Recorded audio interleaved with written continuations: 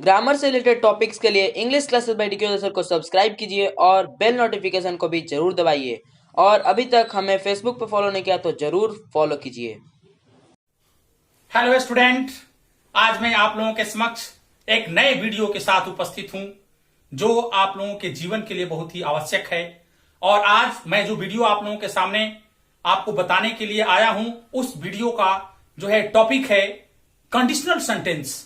Conditional sentence अपने आप में बहुत ही महत्वपूर्ण है, क्योंकि इससे लिखने की क्षमता बढ़ती है, लिखने का विकास होता है।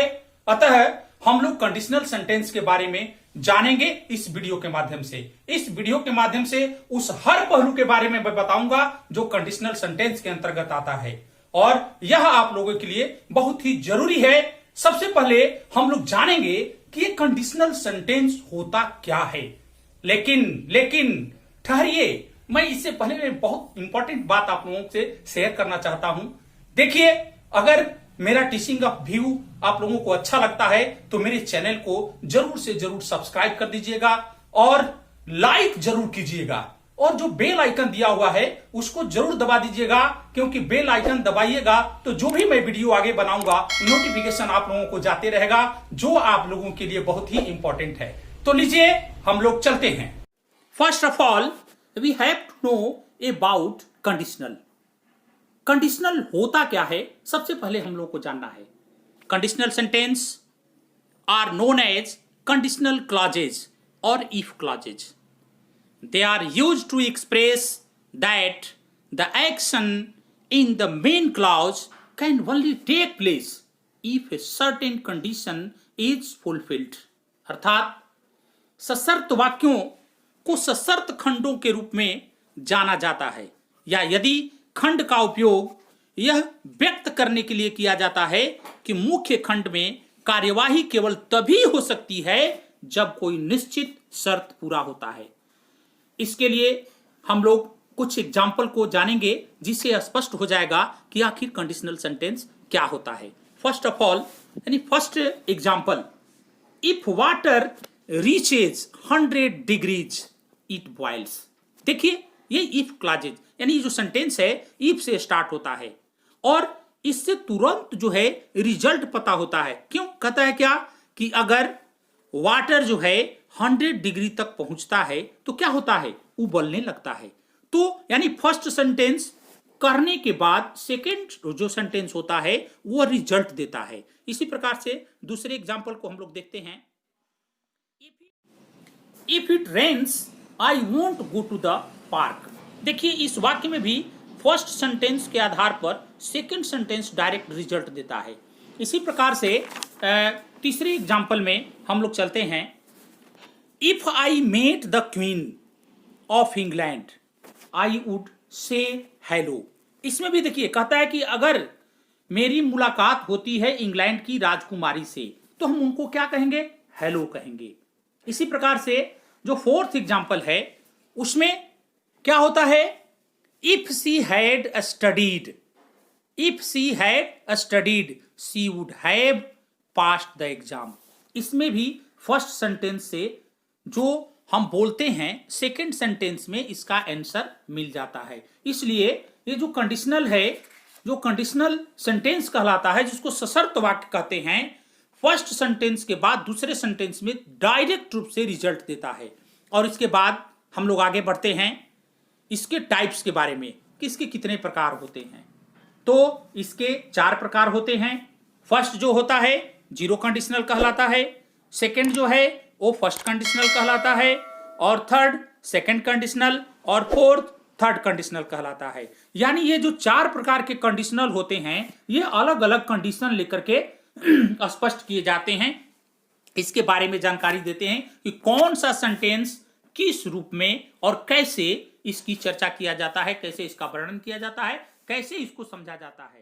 तो इसके बाद सबसे पहले हम लोग को जीरो कंडीशनल के बारे में जानना है कि आखिर ये जीरो कंडीशनल होते क्या हैं। तो zero conditional is a used when the result will always happen. यानी जीरो कंडीशनल तब होता है जबकि रिजल्ट होते रहता है, हमेशा रिजल्ट मिलता है, और दैट आर ऑलवेज ट्रू, और हमेशा वह सत्य होता है। We can make a zero conditional sentence with two simple present verbs.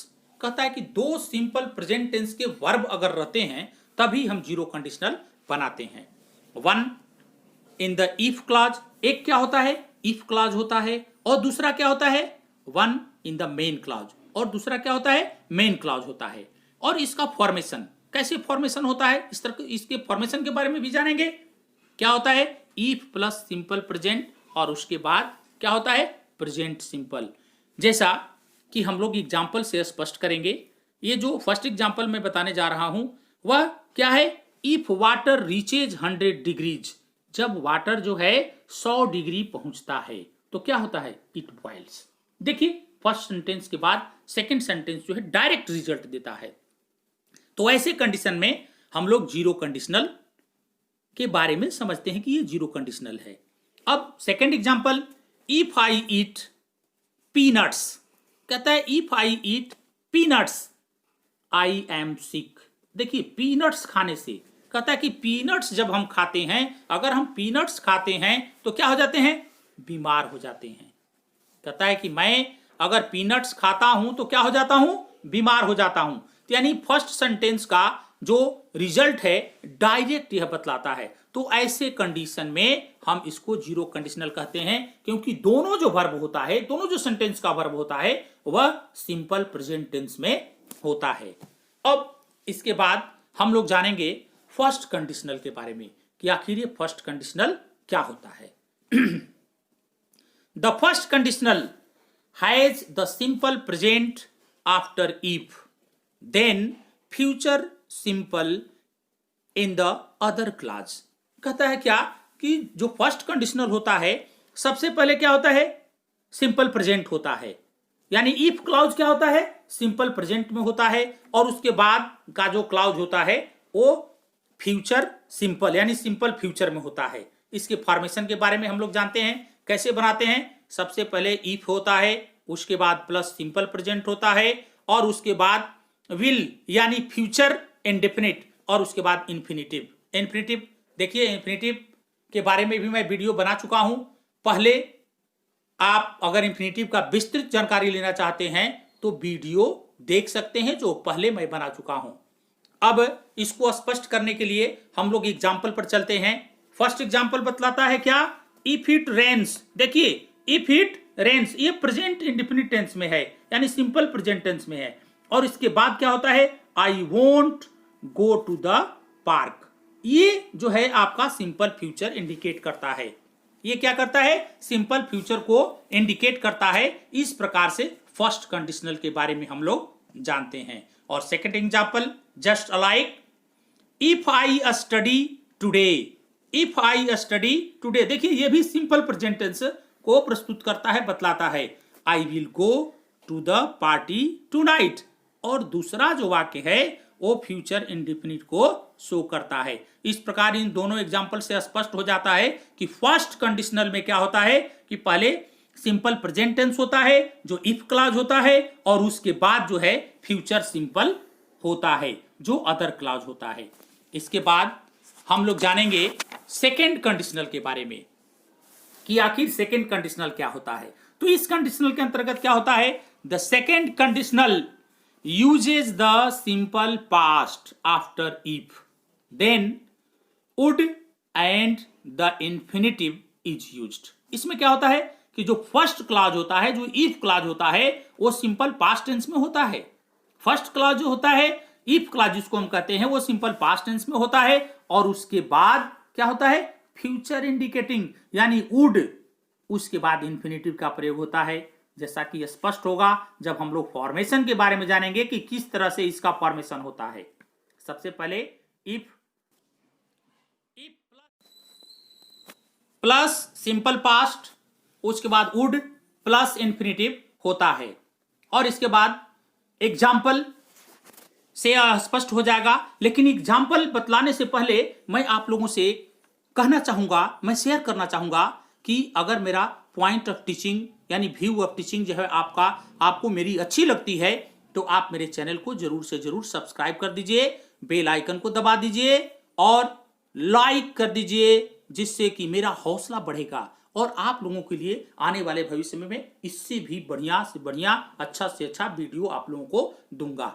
ठीक है, इसके बाद हम लोग एग्जाम्पल से स्पष्ट करते हैं। फर्स्ट एग्जाम्पल में, if I won the lottery, if I won the lottery I would buy a big house. कहता है क्या कि अगर मैं लॉटरी जीत जाऊंगा तो क्या होगा, एक बड़ा सा घर खरीदूंगा। क्या करूंगा, एक बड़ा सा घर खरीदूंगा। इसी प्रकार से जो दूसरा एग्जाम्पल है, if I met the queen of England, अगर मैं या मेरी मुलाकात हो जाती है किससे, इंग्लैंड की राजकुमारी से, तो आई वुड से हेलो, तो मैं उनको हेलो बोल दूंगी। इसके बाद हम लोग जानेंगे थर्ड कंडीशनल के बारे में कि आखिर ये थर्ड कंडीशनल क्या होता है। To we make the third conditional by using the past perfect after if and then would have and the past participle is happened the second part of the sentence. यानी यह जो होता है, हम start करते हैं, जो इफ क्लॉज होता है वो पास्ट परफेक्ट टेंस से शुरू होता है, और उसके बाद हम लोग वुड हैव और उसके बाद पास्ट पार्टिसिपल फॉर्म दे करके सेकंड सेंटेंस की स्टार्टिंग करते हैं, जैसे फॉर्मेशन से प्राप्त होता है। क्या होता है, इफ प्लस पास्ट परफेक्ट, उसके बाद would plus have plus past participle form. देखिए, इससे स्पष्ट हो जाता है जो फॉर्मेशन होता है, फॉर्मेशन से ज्ञात हो जाता है कि थर्ड कंडीशनल के अंतर्गत क्या होता है। For example, if she had studied she would have passed the exam. क्या होता है, इफ सी हैड स्टडीड, यानी अगर वह पढ़ती थी यानी पढ़ चुकी थी, तब क्या होगा, वो एग्जामिनेशन में पास हो जाएगी। इसके बाद जो सेकंड एग्जाम्पल है, if I had not eaten so much, यानी अगर मैं बहुत ज्यादा नहीं खा लिया होता तो I would not have felt sick, तब मैं बीमार नहीं पड़ता। इससे स्पष्ट होता है कि फर्स्ट सेंटेंस और सेकंड सेंटेंस, कौन सा सेंटेंस जो है इफ क्लॉज होगा, उसके बाद सेकंड सेंटेंस क्या होता है। इस प्रकार से हम लोग zero conditional, first conditional, second conditional और थर्ड कंडीशनल के बारे में पूरी जानकारी प्राप्त कर चुके हैं। जैसा कि मैं आप लोगों को इस वीडियो के माध्यम से पूरा कंडीशनल अच्छी तरह से समझा चुका हूं, बता चुका हूं, और मुझे आशा नहीं पूर्ण विश्वास है कि आप लोगों को कंडीशनल समझ में आ गया होगा। अगर कंडीशनल अच्छी तरह से आप लोगों को समझ में आ गया होगा, और अगर मेरा मेथड, मेरा टीचिंग पॉइंट ऑफ व्यू अगर आपको अच्छा लगता है, तो मेरे चैनल को जरूर से जरूर सब्सक्राइब कर दीजिएगा और एक लाइक जरूर ठोक दीजिएगा, और उसके बाद बेल आइकन को दबा दीजिएगा, क्योंकि बेल आइकन जब दबा देंगे तो आप लोगों को मेरे द्वारा बनाया गया ये सारा वीडियो, जो मैं आगे वीडियो बनाऊंगा, आप लोगों को मिलता रहेगा। और बहुत बहुत धन्यवाद, क्योंकि आप लोगों ने अपना बहुमूल्य समय मुझे दिया, और मुझे आशा ही नहीं पूर्ण विश्वास है कि आप लोग मेरे चैनल को जरूर से जरूर सब्सक्राइब करेंगे और लाइक करेंगे, अपने दोस्तों में शेयर करेंगे और बेल आइकन को जरूर दबा देंगे। मुझे पूरा विश्वास है। आप इसके लिए बहुत बहुत धन्यवाद, क्योंकि आप लोगों ने बहुत बहुत पूर्ण समय दिया, और मैंने अपने इस वीडियो के माध्यम से आप लोगों को कंडीशनल के बारे में पूरी अच्छी तरह से समझाने की कोशिश किया है। Thank you, thank you, thank you for very much, thanks a lot for this.